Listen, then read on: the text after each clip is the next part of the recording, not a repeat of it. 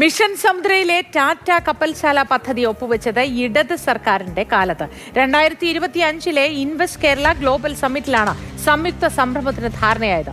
മുൻ വ്യവസായ മന്ത്രി പി രാജീവിന്റെ നേതൃത്വത്തിൽ ടാറ്റ ഗ്രൂപ്പ് ചെയർമാൻ എൻ ചന്ദ്രശേഖരനെ നേരിട്ട് കണ്ട് ടാറ്റയെ കേരളത്തിലേക്ക് ക്ഷണിക്കുകയായിരുന്നു. പ്രാരംഭ പ്രവർത്തനങ്ങളിൽ മുന്നേറുന്ന പദ്ധതി വി ഡി സതീശൻ സർക്കാർ മിഷൻ സമുദ്രയിൽ ഉൾപ്പെടുത്തി എന്നാണ് ആക്ഷേപം. കഴിഞ്ഞ വർഷം ധാരണാപത്രം ഒപ്പിടുന്നതിന്റെ ദൃശ്യങ്ങളും ഭൂമി കൈമാറാനുള്ള സർക്കാർ ഉത്തരവിന്റെ പകർപ്പും മാതൃഭൂമി ന്യൂസിന് ലഭിച്ചു. ഈ സ്ഥലം 8ഓളം വർഷങ്ങളായിട്ട് ഉപയോഗശൂന്യമായി കിടക്കുകയും ഇതിലേക്ക് നമ്മൾ ഏകദേശം 1 കോടിയോളം രൂപ കൊച്ചിൻ പോർട്ട് ട്രസ്റ്റിന് അതിന്റെ ലീസ് റെന്റ് ഇനത്തിൽ ആനുവലി കൊടുക്കുകയും ചെയ്യുന്നുണ്ട്. അപ്പൊ ഈ സ്ഥലത്തേക്ക് ടാറ്റ ഗ്രൂപ്പിന് കീഴിലുള്ള ആർട്സ് ആൻഡ് എഞ്ചിനീയറിംഗുമായി ചേർന്നുകൊണ്ട് 100 ടണ്ണിൽ താഴെയുള്ള ബോട്ട് നിർമ്മാണത്തിന് വേണ്ടി ഒരു ജോയിന്റ് വെഞ്ചറിലേക്ക് കടക്കുകയാണ്. അതിന്റെ എക്സ്പ്രഷൻ ഓഫ് ഇൻട്രസ്റ്റ് ഇന്ന് ബഹുമാനപ്പെട്ട വ്യവസായ വകുപ്പ് മന്ത്രിയുടെ സാന്നിധ്യത്തിൽ ഒപ്പിടുകയുണ്ടായി. പ്രദീപ് ജോസഫ് വിവരങ്ങളുമായുണ്ട് നമുക്കിപ്പം. Pradeep Joseph, good morning. ഇത് കഴിഞ്ഞ സർക്കാരിന്റെ കാലത്ത് ആരംഭിച്ചതാണ്, ധാരണയായതാണ് എന്നുള്ള തെളിവാണല്ലോ ഇപ്പോൾ മാതൃഭൂമി ന്യൂസിന് ലഭ്യമായിരിക്കുന്നത്. വിശദാംശങ്ങൾ എന്താണ്? Good morning Modi. Tata group കേരളത്തിൽ 10,000 കോടി രൂപയുടെ കപ്പൽ നിർമ്മാണശാല സ്ഥാപിക്കുമെന്നാണ് കഴിഞ്ഞ ദിവസം മുഖ്യമന്ത്രി വി ഡി സതീശൻ പറഞ്ഞത്. എന്നാൽ ഇത്തരമൊരു കപ്പൽശാല സ്ഥാപിക്കുന്നത് തങ്ങളുടെ അജണ്ടയിൽ ഇല്ല എന്ന് ടാറ്റ ഗ്രൂപ്പ് വ്യക്തമാക്കിയതായി ഒരു ഇംഗ്ലീഷ് ദിനപത്രം ഇന്നലെ റിപ്പോർട്ട് ചെയ്തിരുന്നു. ഇതിന് പിന്നാലെ മിഷൻ സമുദ്ര പദ്ധതിയിൽ പ്രഖ്യാപിച്ച പദ്ധതികൾ എല്ലാം കൂടിയാണ് 10,000 രൂപ മൂല്യം വരുന്നത്. ഏതെങ്കിലും ഒരു ഒറ്റ പദ്ധതി അല്ല ഉദ്ദേശിക്കുന്നത് എന്ന വിശദീകരണവുമായി മുഖ്യമന്ത്രിയുടെ കീഴിലുള്ള പൊതുജന സമ്പർക്ക വകുപ്പ് അഥവാ PRD വാർത്താക്കുറിപ്പ് ഇറക്കുകയും ചെയ്തു.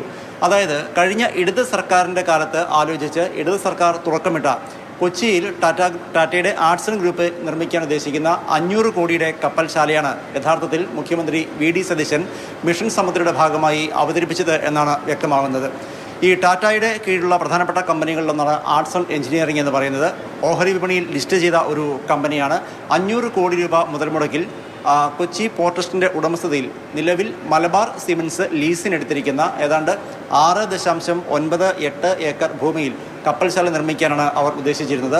100 ടണ്ണിൽ താഴെ വരുന്ന ബോട്ടുകളുടെ നിർമ്മാണമാണ് ആദ്യഘട്ടത്തിൽ ഉദ്ദേശിച്ചിരുന്നത്. പിന്നീട് ഇത് കുറച്ചുകൂടി വലിയ കപ്പലുകളിലേക്ക് മാറ്റുക എന്നുള്ളതായിരുന്നു ഉദ്ദേശിച്ചിരുന്നത്.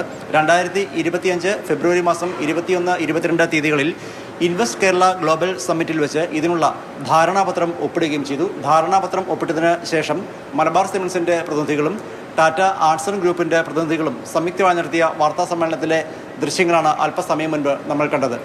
അതിനും ഏതാണ്ട് 4-5 ദിവസം മുൻപ്, അതായത് 2025 ഫെബ്രുവരി മാസം 19 തീയതിയാണ് ഈ ഭൂമി മലബാർ സിമൻസ് ലീസിനെടുത്തിരിക്കുന്ന ഈ ഭൂമിയിൽ സംയുക്ത സംരംഭം തുടങ്ങാനുള്ള ഗവൺമെൻറ് ഉത്തരവ് അല്ലെങ്കിൽ തുടങ്ങുന്നതിന് ഭൂമി അനുവദിച്ചുകൊണ്ടുള്ള ഗവൺമെൻറ് ഉത്തരവ് ഇറങ്ങുകയും ചെയ്തത്. ഇതിനു മുൻപ് 2024 ഡിസംബർ മാസം 5 തീയതി അന്നത്തെ വ്യവസായ മന്ത്രിയായിരുന്ന പി രാജീവ് മുംബൈയിലെത്തി ടാറ്റ ഗ്രൂപ്പ് ചെയർമാൻ എൻ ചന്ദ്രശേഖരനെ കാണുകയുണ്ടായി. കേരളത്തിൽ ടാറ്റയുടെ കപ്പൽ അധിഷ്ഠിത വ്യവസായം തുടങ്ങണമെന്ന് അദ്ദേഹത്തോട് അഭ്യർത്ഥിക്കുകയും ചെയ്തു.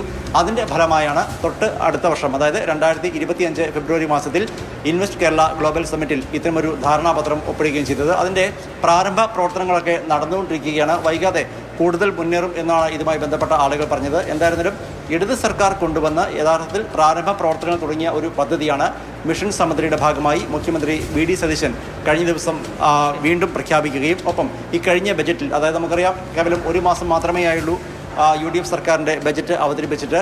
ഈ ബജറ്റിലാണ് മിഷൻ കേരള പദ്ധതികൾ അവതരിപ്പിച്ചത്. ഒരുപക്ഷെ ഉദ്യോഗസ്ഥർക്ക് പറ്റിയ ഏതെങ്കിലും വീഴ്ചയായിരിക്കാം, അതല്ലെങ്കിൽ പൂർണ്ണമായും യാഥാർത്ഥ്യമാകാത്ത പദ്ധതി എന്നുള്ള തരത്തിൽ ഒരുപക്ഷെ ഈ ബജറ്റിലേക്ക് എടുത്തു വെച്ചതായിരിക്കാം. എന്തായിരുന്നാലും അത് സർക്കാരിനെ സംബന്ധിച്ച് ഒരു നാണക്കേടായി മാറി എന്ന് പറയേണ്ടിയിരിക്കുന്നു. കഴിഞ്ഞ ഇടത് സർക്കാർ കൊണ്ടുവന്ന പദ്ധതിയാണ് UDF സർക്കാർ മിഷൻ സമുദ്രയുടെ ഭാഗമായി പ്രഖ്യാപിച്ചത് എന്നാണ് വ്യക്തമാകുന്നത്. ശരി, വിവരങ്ങൾ നൽകിയത് പ്രദീപ് ജോസഫാണ്. കഴിഞ്ഞ സർക്കാരാണ് ഈ കാര്യങ്ങൾക്ക് തുടക്കമിട്ടത് എന്നതാണ് വ്യക്തമാകുന്നത്. അതിൻ്റെ രേഖകളാണ് മാതൃഭൂമി ന്യൂസിന് ലഭ്യമായത്.